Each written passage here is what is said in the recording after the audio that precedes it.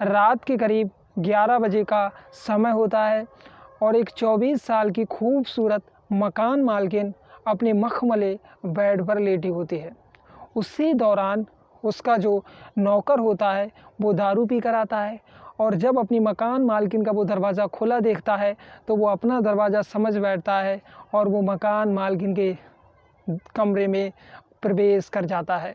जैसे ही वो मकान मालकिन के कमरे में प्रवेश करता है उसके बाद ऐसी मकान मालकिन की अवस्था को देखकर वो अपने होश और हवास खो बैठता है। उसके बाद उसने पूरी रात मकान मालकिन के साथ जो किया, उसके बाद जैसे ही सुबह हुई मकान मालकिन एक कमरे में पड़ी सिसक रही थी और उधर एक कमरे में बैठा वो नौकर पश्चाताप से भरा हुआ था।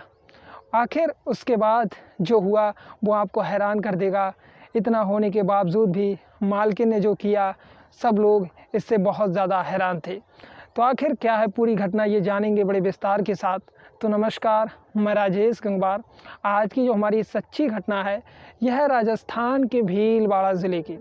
वहाँ विवेक नाम का एक लड़का रहता था जिसकी उम्र करीब 25 साल होती है। विवेक के घर में उसका जो परिवार था वो कोई भी नहीं था। उसके जो माता पिता थे उनकी कई साल पहले मौत हो चुकी थी, तो विवेक अपने घर पर बिल्कुल अकेला रहता था। विवेक की अपने से 1 साल छोटी रश्मि नाम की एक लड़की के साथ शादी होती है और जैसे ही उसकी शादी होती है मानो उसकी ज़िंदगी में बाहर आ जाती है। जैसे ही उसकी रश्मि दुल्हन उसकी चौखट पर कदम रखती है, उसके बाद उसकी जॉब लग जाती है जिसके सपने वो बचपन से देखा करता था। उसकी जॉब लग जाती है तो वो फूले नहीं समाता और अपनी पत्नी को बहुत ज़्यादा धन्यवाद देता है कि तुम्हारे आने से मेरे जीवन में सारी खुशियाँ आ गई। उसके बाद बहुत ज़्यादा दुखी भी होता है कि शायद आज मेरे माँ बाप ज़िंदा होते तो उन्हें कितना ज़्यादा गर्व महसूस होता मेरे इतने ज़्यादा काबिल होने पर, जिसको लेकर मेरे माँ बाप ने मुझे पढ़ाया था और इतना ज़्यादा संघर्ष किया था। आज मेरे ऊपर वो कितना ज़्यादा गर्व महसूस करते। उसके बाद विवेक अपने जाने की तैयारियां शुरू कर देता है, सामान को पैक करता है और अपनी पत्नी को समझाता है कि देखो, वहाँ पर जैसे ही मैं पहुँचूँगा अपना एक फ़्लैट ले लूँगा जिससे तुम्हें यहाँ पर थोड़े दिनों के लिए रहो, फिर तुम वहीं आ जाना, वहीं पर तुम्हें मैं शिफ्ट कर लूँगा क्योंकि मुझे भी वहाँ पर रहते हुए परेशानी होगी। जॉब करूँगा तो खाना बनाने की भी दिक्कत होगी, कपड़े धोने की भी दिक्कत, तो वो सब दूर हो जाया करेगी, तुम भी वहीं आ जाना।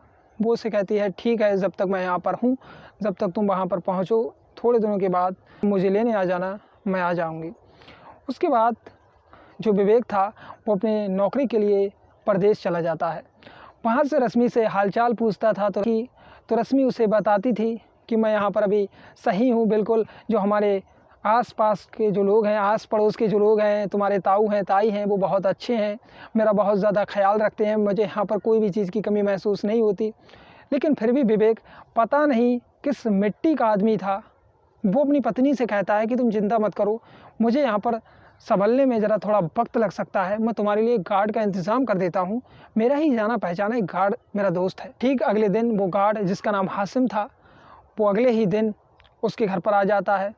अब रश्मि से उसकी धीरे धीरे जान पहचान होती है। रश्मि उससे सामान मंगाती थी, वो ला कर देता था। बड़ा मेहनती था, वफादार था, रश्मि की हर बात को मानता था। जो चीज़ मंगाती थी, जितने पैसे बचते थे वो ला कर देता था। रश्मि जब उससे उसकी माली हालत पूछती है तो वो बताता है कि मैं घर में अकेला ही करने वाला हूँ और मेरे शादी हो चुकी है, माँ बाप बीमार रहते हैं, इसीलिए मुझे पैसों की किल्लत रहती है, इसीलिए मैं ये जॉब कर रहा हूँ जिससे मेरा जो हालत है, घर की स्थिति है, वो अच्छी हो जाएगी। अब रश्मि को भी उस पर तरस आ जाता है। वो उससे कहती है कि देखो, तुम्हें जो जितने पैसे मिलते हैं वो तुम अपने घर भेज दिया करो और जितना भी तुम्हारा जो और ख़र्चा है वो हम उठा लिया करेंगे, हम दे दिया करेंगे। अब वो रश्मि की बातों को सुनकर बहुत ज़्यादा प्रसन्न हो जाता है। इसी मकान मालकिन को पाकर वो बेहद गदगद था कि ऐसा मकान मालिक हर आदमी को मिले। उसके बाद एक दिन अचानक हासिम को पता नहीं क्या हो जाता है। हासिम अपनी मकान मालकिन से कहता है भाभी जी मुझे पैसे दे दीजिए, आज मुझे थोड़ी दारू पीनी है। रश्मि बेहिचक उसे मना नहीं करती, उसे पैसे दे देती है और वो जाता है और दारू पीकर रात में आता है। रात के करीब 11 बज रहे थे। रश्मि के जो कमरे का दरवाज़ा था वो खुला हुआ था और लाइट चल रही थी। वो उस कमरे को अपना दरवाज़ा समझ बैठता है और उस कमरे में जाकर प्रवेश कर देता है। जब वो ऐसी हालत मालकिन की देखता है, पता नहीं उसका जो अंदर का हैवान बैठा हुआ था वो जाग जाता है या उसे पता नहीं इस चीज़ की कई दिनों से हवस जागी हुई थी।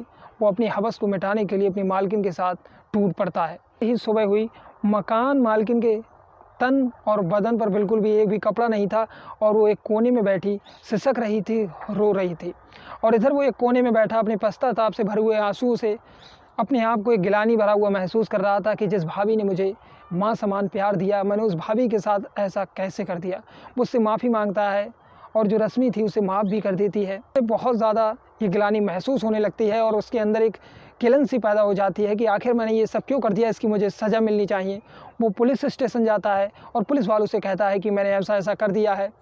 पुलिस वाले आते हैं और जब रश्मि से पूछताछ की जाती है तो रश्मि पहले मना कर देती है, लेकिन बार बार पुलिस के पूछताछ करने पर और हासिम के कहने पर रश्मि कह देती है कि हाँ, इसने मेरे साथ ऐसा ऐसा किया था।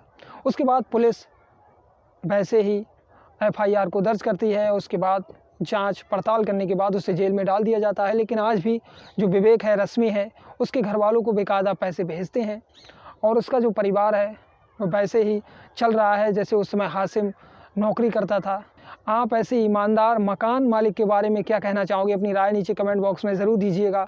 और ऐसे नौकर के बारे में क्या कहना चाहोगे जिसने दारू पीकर अपना होश और हवास खो दिया? देवी समान भाभी के साथ और मकान मालकिन के साथ उसने ऐसा कृत्य कर दिया, तो उसके बारे में भी अपनी राय नीचे कमेंट बॉक्स में ज़रूर दीजिएगा। मिलते हैं एक और नई सच्ची घटना के साथ। जय हिंद, जय भारत।